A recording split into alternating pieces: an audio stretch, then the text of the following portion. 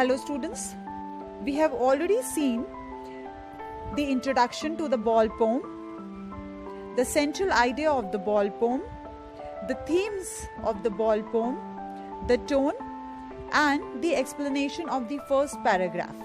This is what we have already gone through in our last video.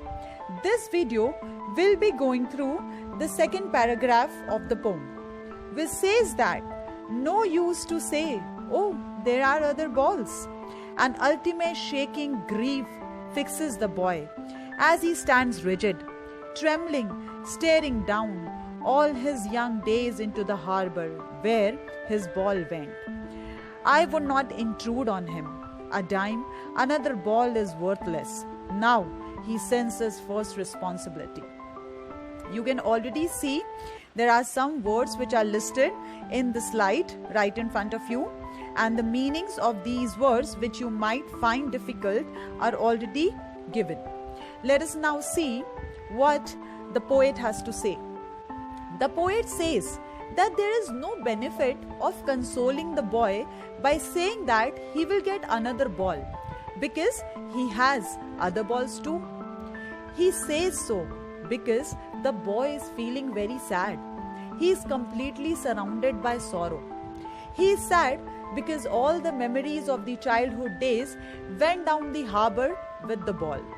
Here, the poet says that the boy is very sad as the ball, which has now gone into the water, reminds him of those sweet memories of the times when he owned it. This loss is unbearable for him and he is grief-stricken. The poet says that he can't even tell the boy to take some money from him in order to buy another ball. He says so because the new ball will not bring the sense of belonging to the boy. Further, the poet says that the time has now come for the boy to learn the responsibility of taking care of his own things and go with the flow of time, because no one can achieve what one has already lost in life. Once we have lost certain things, we should move on and we should not turn back and stick to the past. When we talk about the literary devices, the poet has used two literary devices. The one is repetition and the other is as in done. I repeat this word again. The another poetic device used by the poet is as in done. The first poetic device, repetition, is the use of repeated words. We can see that the word ball is repeated again. Therefore, repetition is used here. But the other device, as in done, is a device which is new for you all because you all have not gone through this device earlier. It is actually no use of conjunction in a sentence. We will go through this device in detail when we'll start our classes. For now, you can just understand that Essendon is a poetic device where no conjunction is used in the sentence. We'll learn this device in detail in our classrooms. Let's move to another paragraph where the poet says, in a world of possessions, people will take balls.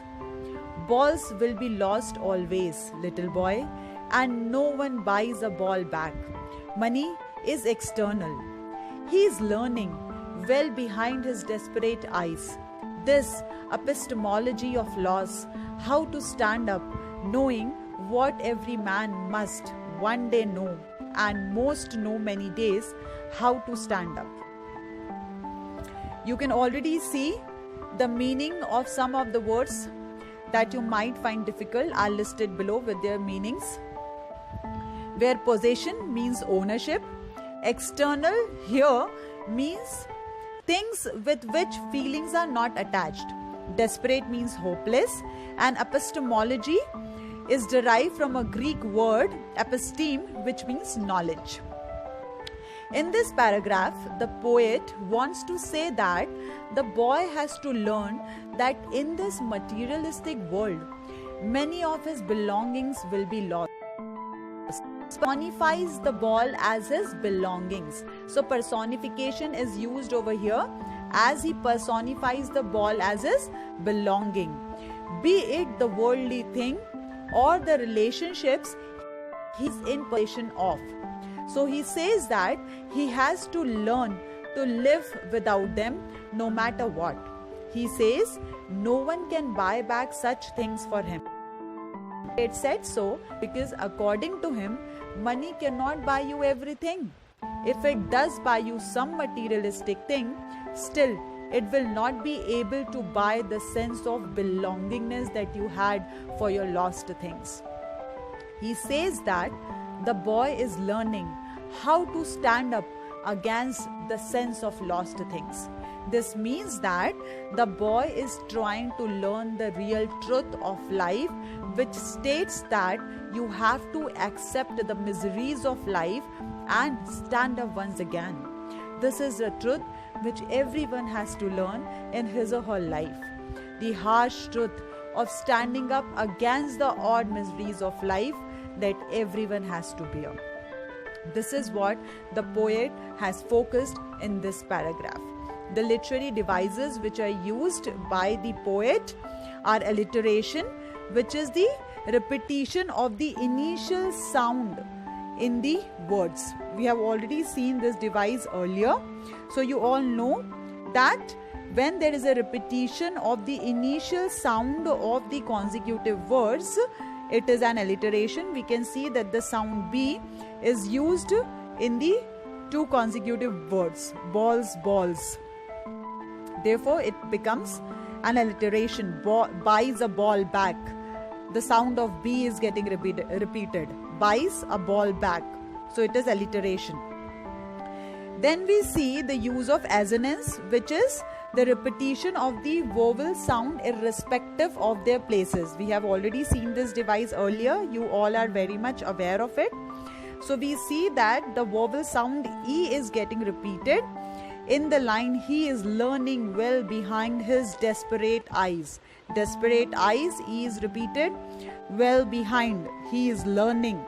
There also E is getting repeated again. So there's a very beautiful use of assonance by the repetition of the sound E. Also, the rhetorical, the literary device repetition is used because the word ball is repeated. So this is all about this particular paragraph. We have already gone through the complete poem, the tone and the central idea.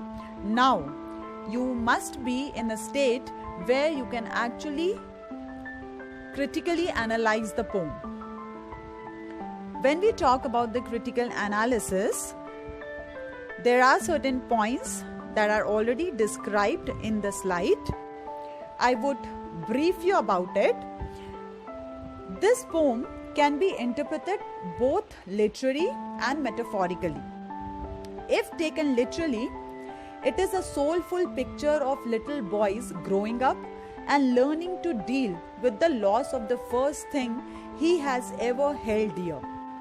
If taken metaphorically, it is the story of mankind learning to deal with the loss of their loved ones.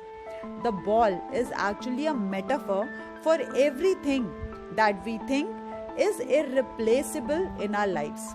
It is obvious that anything that is irreplaceable is very valuable to us, and it is our responsibility to take care of those things. People taking away one's ball or one's ball getting lost is a metaphor of death. What is most precious to us is a person whom we love dearly. This is something which we all have experienced in our life, isn't it? Hence, we always try to take care of them. But sooner or later, every man must die. For man is a mortal creature. We all know that everything is mortal in this world. People also are mortal. There is nothing we can do to stop this process of birth and death. And hence, it is something we must learn to deal with. Loss of a loved one can spell a period of intense grief and depression for some of us. However, just like the little boy is brought back to his senses by the sound of the whistle, we must overcome our grief and keep living. The poet's message is that life goes on despite the death of our loved ones. This is what the critical analysis of the poem says. Let's move to some other rhetorical devices which are used in the complete poem. These rhetorical devices are metaphor, because we have already seen that this rhetorical device is used when a covert comparison is made, when an implied comparison is made. You all know what is a metaphor? This we have already discussed in our classes earlier. Metaphor is a implied comparison. It is an implied comparison which is practically not possible. So a covert comparison is made here between two different things or ideas. In this poem, the poet uses the device of metaphor in the 8th line when he compares the boy's young days or his childhood with the lost ball. So this lost ball actually represents the lost days of poet's childhood. If we see critically, if we try to analyze it deeply, we see that the lost ball is the lost days of the boy when he was a child. So lost ball over here represents the lost young days of the boy or lost childhood of the boy. Also, there is a beautiful use of apostrophe. This rhetorical device is used when a poet addresses his or her poem to an absent audience. We have already seen this device earlier.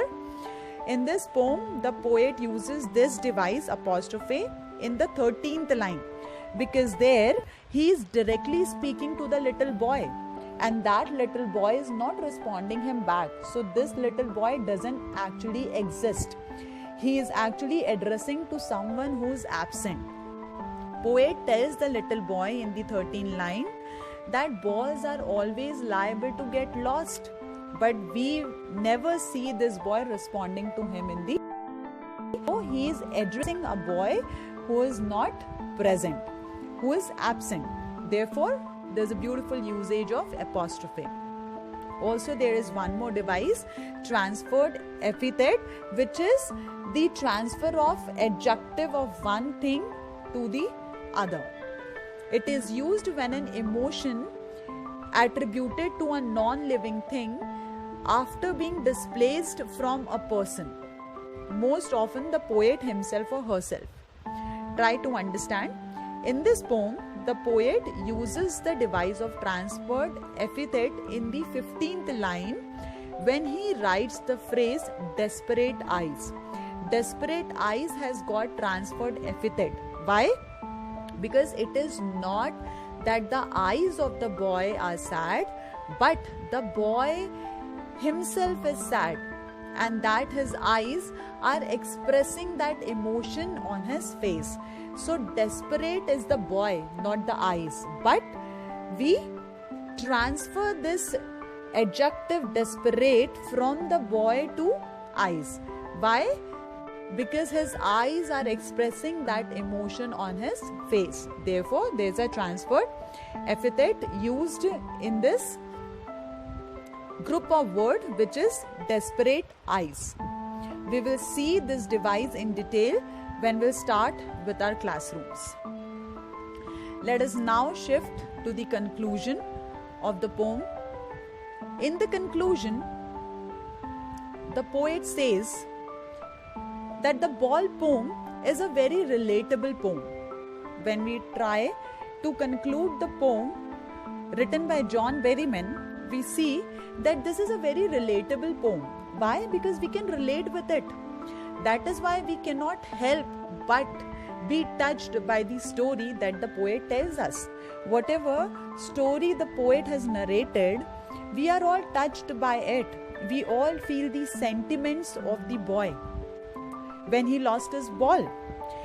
Everything the boy is going through, we all have been through once in our lifetime. What is unique about the poem is its symbolism, that a thing as simple as a ball can be used to signify everything that we human beings hold dearly is amazing. So just a simple ball over here signifies everything that is dear to human beings. The way in which the poet describes every minute expression on the boy's face also gives us the feeling that he himself had been in the boy's position at one time, and that he is writing from his own experience. We all know that unless and until we haven't felt something, we cannot describe it. We can only describe things beautifully only when we have experienced those things. So when we see that the poet has described something very beautifully, very minutely in this poem, we can analyze that the poet must have gone through the same sentiments in his life as well. Alright? It also makes us feel that the poet can see directly into the human heart and read its every beat with accuracy. He can actually feel every beat of a human being and how the person feels when he lost something which is dear to him. A poet who can arouse such empathy is a poet of much skill. We must accept it, and this is what we feel about John Berryman after reading this poem. So we know that John Berryman is a poet who can actually arouse such empathy just by his poem, which means that yes, he was a great writer. This is what we conclude of this poem, and we should accept his writing style to write something of our own. Thank you so much, students. This was the complete description, explanation and analysis of the ball poem. Thank you so much.